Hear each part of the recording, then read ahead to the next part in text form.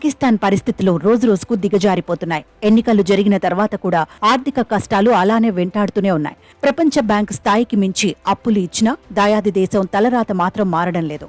రోజుకో సంస్థ నుంచి రుణాలు తీసుకుని నెట్టుకొస్తోంది పాక్ ప్రభుత్వం.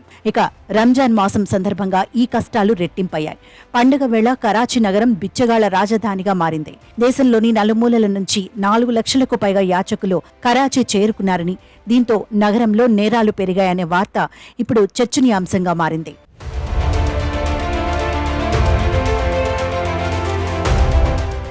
రంజాన్ మాసంలో కరాచీలోని ప్రతి కూడలిలో యాచకులు దర్శనమిస్తున్నారని, దీనికి తోడు నగరంలో ఇటీవలి కాలంలో నేర సంఘటనలు మరింతగా పెరిగాయని అక్కడి పోలీసు అధికారులు చెబుతున్నారు.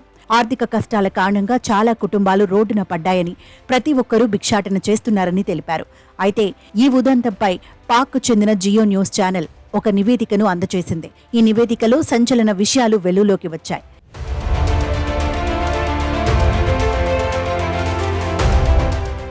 ఈద్, రంజాన్ పండుగ సందర్భంగా పాకిస్తాన్లోని వివిధ ప్రాంతాల నుంచి లక్షలాది మంది బిచ్చగాళ్లు కరాచీలోకి ప్రవేశించారని police officer inspector general Imran Yakub Minhas తెలిపారు. అలాగే నేరాల సంఖ్య కూడా పెరిగిందని పేర్కొన్నారు.